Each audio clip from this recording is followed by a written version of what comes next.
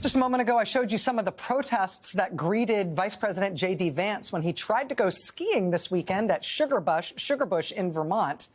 Waitsfield, Vermont, absolutely filled up with people telling him to get out of town. J.D. Vance is a traitor. Go ski in Russia.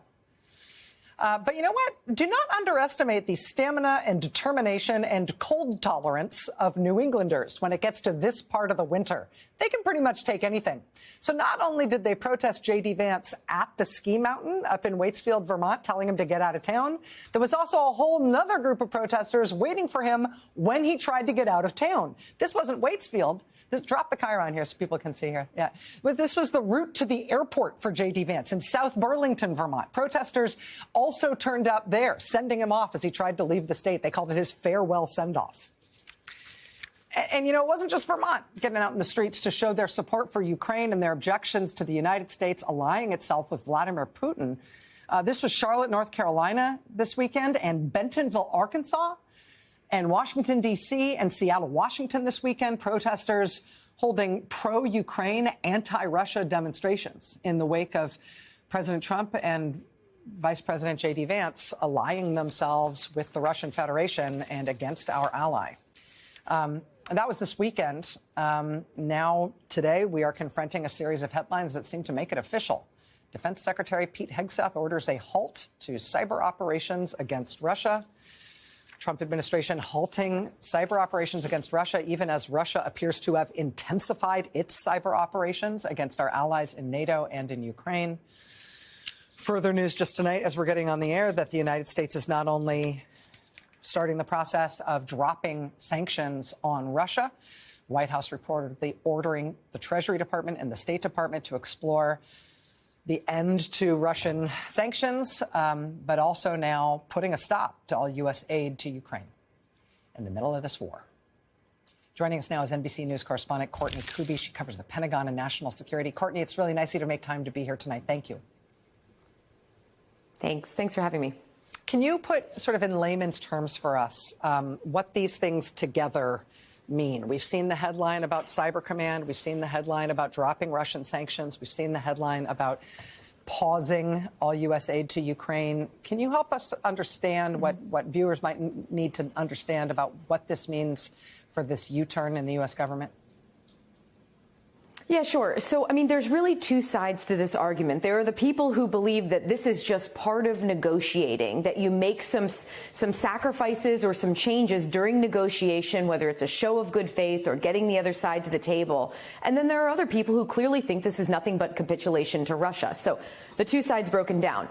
What this Cyber Command decision or order from Secretary of Defense Pete Hegseth does is it is pausing all offensive cyber operations against Russia and all offensive information operations against Russia. But the key here is we don't know how long this is supposed to last.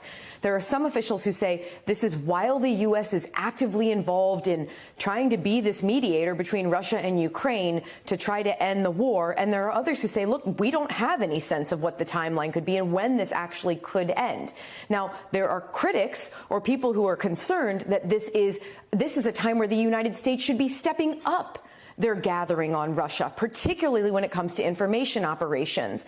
But at this point, it appears that all of that is halted, and the timeline, again, is really unclear for that. The next issue on the weapons, on the military equipment that the United States has been flowing in, and Rachel, you know, whether people are in favor of actually sending these weapons and this equipment to Ukraine or not, there is no doubt that this has been a logistical feat and hurdle to get these billions and billions of dollars of, in some cases, massive equipment, weapons, ammunition into Ukraine so that they've been able to stave off the Russian offensive that began just over 3 years ago. Well, what we've learned late today is that, in fact, the Trump administration, at least for now, again, has paused the delivery of any additional military weapons or equipment to Ukraine. Now, You may say, well, we haven't been hearing about the Trump administration announcing any additional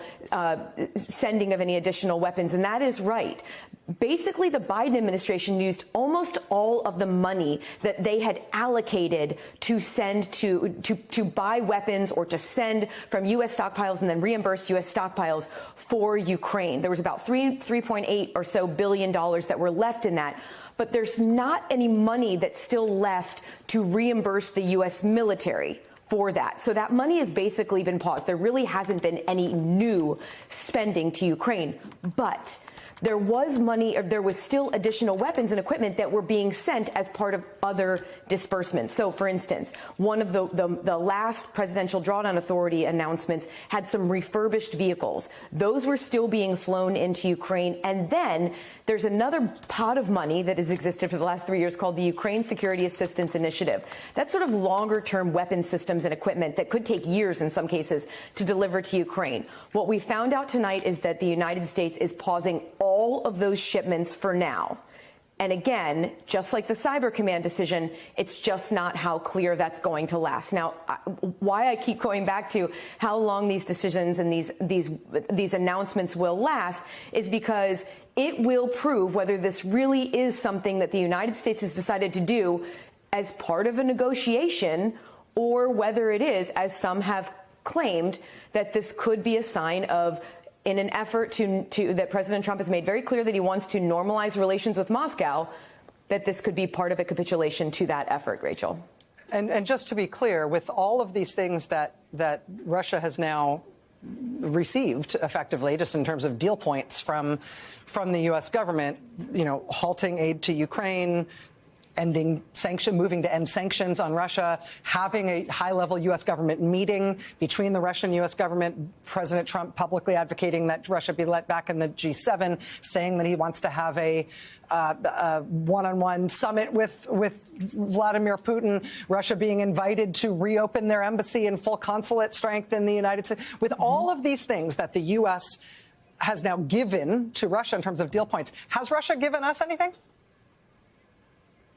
If so, it's nothing that we are aware of at this point. I mean, okay. and you know, officials, you know, when the Cybercom thing first came up, officials were saying, look, the United States needs to show some good faith here. So is it possible that Russia will give something? Vladimir Zelensky has made it very clear that he doesn't believe that Russia will negotiate in good faith in any way. At this point, we're not aware of anything that they have given to the U.S. for these things. Yeah. At some point, the math doesn't work, right? Courtney Kube, I really appreciate you being here. I really appreciate it. Thank you.